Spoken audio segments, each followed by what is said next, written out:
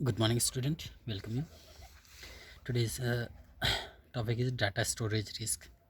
Okay. In this topic, we are going to study about data storage risk. Means जब अपन data store करते हैं तो वहाँ risk भी होती है, ठीक है। कोई भी काम करते हैं तो रिस्क स्वभाविक सी बात है। तो यहाँ पे vital information can be stolen और modify to pursue some selfish motive और जस्ट फॉर अ फन।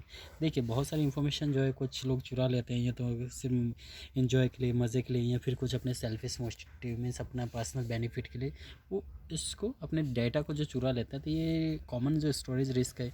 तो अपन यहाँ पे कुछ देखिए किस तरह से वो इस तरह की चोरी करते हैं। वायरस देखिए, virtual information and under siege some of the computer virus are deadly, they clean up the all information stored in computer memory. देखिए कुछ ऐसे वायरस होते हैं जो कि बहुत ही खतरनाक होते हैं। They can clean up the all the information stored in our computer system. देखिए हमारे कंप्यूटर सिस्टम में कुछ ऐसी इंफॉर्मेशन होती है कि ऐसे वायरस जो पूरी इंफॉर्मेशन को क्लियर कर देते हैं, ठीक है, या करप्ट कर देंगे, या ख़राब कर देंगे, या फिर उसको पूरी तरह क्लीन कर देंगे। The virus can enter the computer through email और डिस्क फ्लॉफी। देखिए जो ये वायरस या तो कंप्यूटर में इंटरनेट के थ्रू आते हैं, ईमेल के थ्रू आते हैं, या डिस्क या फ्लॉफी के थ्रू आते हैं, ठीक। Virus hamper the function of business, ये जो है काफ़ी खतरनाक होते हैं बिजनेस के लिए। And virus bring the things to अ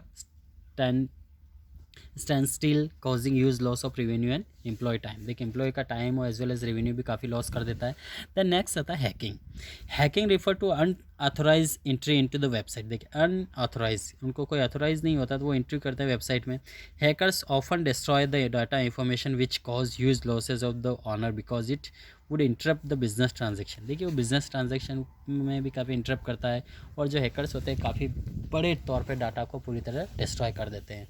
वो अपना पर्सनल बेनिफिट के लिए या कुछ इंफॉर्मेशन कलेक्ट करने के लिए वो इस तरह का नुकसान कर देते हैं। The problem can be solve. देखिए ये जो डाटा स्टोरेज में जिस तरह की प्रॉब्लम्स आती है तो इनको सोल्व कर सकते हैं। यहाँ पे देखिए हर प्रॉब्लम है तो इसका सोल्यूशन भी है, ठीक है, हर समस्या है तो समाधान भी होता है। तो यहाँ पे देखिए किस तरह से the problem can be solve by setting up the special crime cell. देखिए स्पेशल एक क्राइम सेल बना के इसको सोल्व कर सकते हैं। The government has set up the special crime cell to look into the crime committed by the hackers and take necessary action against the criminal. जो भी क्रिमिनल है उसके अगेंस्ट नेसेसरी एक्शन लेके उस प्रॉब्लम को सोल्व आउट कर देती है। Next, encryptions, it refer to converting the message into a code so that unauthorized person may not understand it, ठीक है। तो इसको एक पर्टिकुलर किसी कोड में कन्वर्ट कर देते हैं ताकि जो अनऑथोराइज पीपल है वो इसको समझ नहीं सके। Digital signature, under this method a coded digital certification is issue bye certification authority. देखिए सर्टिफिकेशन जो अथॉरिटी होती है वो एक पर्टिकुलर डिजिटल सर्टिफिकेट इशू करती है। This will help in checking the identity of the sender. ये जो सेंडर होते हैं उसकी आइडेंटिफिकेशन को पहचान कर लेती है, ठीक। रिस्क ऑफ द थ्रीट और इंटेलेक्चुअल प्रॉपर्टी एंड प्राइवेसी। देखिए यहाँ पे कुछ ऐसे भी रिस्क होते हैं।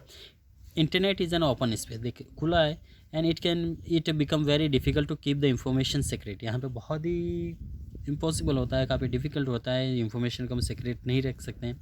Data can be supply to other who may misuse the information, ये भी एक रिस्क रहती है, ठीक।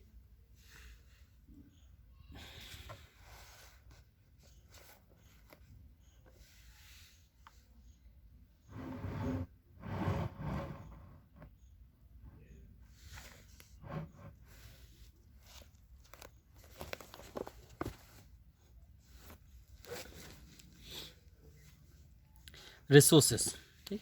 अब आता है resources require for successful implementation of E business. देखिए कौन कौन से रिसोर्सेज चाहिए हमें यदि हम ई बिज़नेस करना चाहते हैं, सक्सेसफुल बनाना चाहते हैं।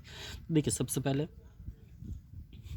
ई business is becoming very popular way of trading among various business firm. देखिए आजकल बहुत पॉपुलर हो गया जो बिज़नेस फर्म है तो इसमें ई बिज़नेस का यूज़ होने लगा है। However before conducting E business electronical the business firm must have necessary resource. तो बिज़नेस फर्म को कुछ यहाँ पे रिसोर्स की रिक्वायरमेंट होती है। वो रिसोर्सेज कौन से होते हैं देखिए, द रिक्वायर्ड रिसोर्स, हाँ, resource require for successful implementation of the E commerce. यदि ई कॉमर्स करना चाहते हैं तो यहाँ पे कौन कौन से रिसोर्स की रिक्वायरमेंट होगी। देखिए सबसे जो पहला आ रहा है यहाँ पे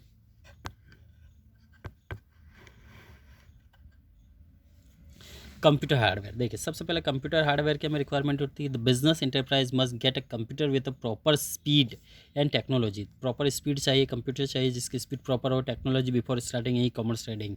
जिसकी ई कॉमर्स ट्रेडिंग है हुआ तो उसके हिसाब से टेक्नोलॉजी चाहिए। The computer must have the capacity to handle a big volume of business.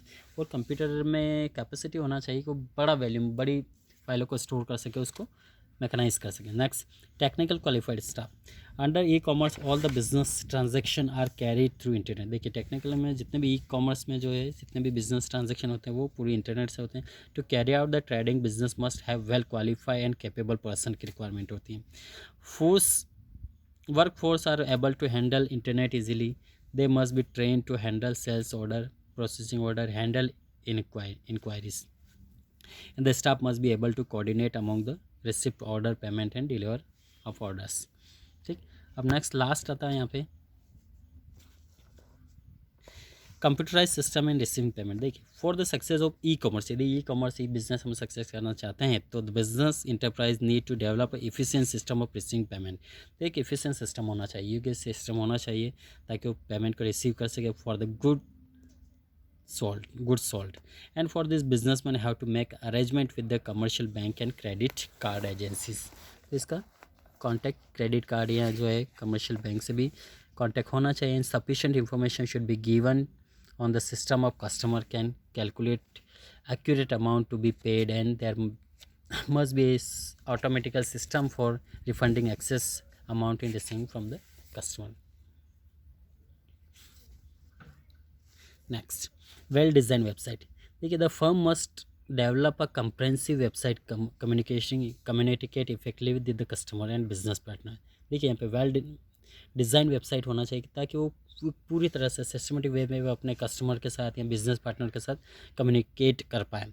So the website should be design beautifully by hyperlink, और जो वेबसाइट है वो पूरी तरह सुंदर तौर पे बनाई जानी चाहिए हाइपरलिंक का यूज़ करके, graphs and other attractive picture के द्वारा, ताकि the website must be provide complete information to the customer regarding the price, product, content and use of the product. Then last आता है यहाँ पे टेलीकम्युनिकेशन फैसिलिटी। देखिए इस टेलीकम्युनिकेशन फैसिलिटी में क्या होता है, e commerce will success only adequate technology telephone lines and internet facility are available. देखिए सबसे लास्ट इंपॉर्टेंट पॉइंट है टेलीकम्युनिकेशन फैसिलिटी होना चाहिए कि ई बिजनेस ई कॉमर्स उसी समय सक्सेस होता है जब यहाँ पे इंटरनेट फैसिलिटी वेल हो तो ही, and there is no interruption this service, और यहाँ पे बीच में कोई इंटरप्शन नहीं होना चाहिए। हम चाहते हैं हमें अर्जेंट कुछ पेमेंट करना और वहाँ प्रॉब्लम है तो शायद हमारे लिए काफ़ी प्रॉब्लम क्रिएट हो सकती है। ठीक, मीन्स रेगुलर कनेक्टिविटी होना चाहिए इंटरनेट की, तो ही ये बिजनेस सक्सेस हो पाएगा, अदरवाइज फेल हो जाएगा।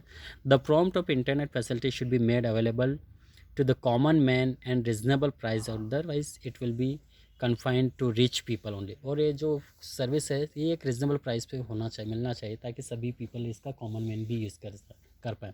अगर कॉस्टली होगा तो सिर्फ रिच पीपल ही अप्रोच कर पाएंगे, तो ये ज़्यादा यूजेबल नहीं हो पाएगी। This problem is referred to a problem of digital divide by backing the use of internet popular in middle class and low income group of in digital divide can be bridged। Okay, thank you. Remaining we will continue next part.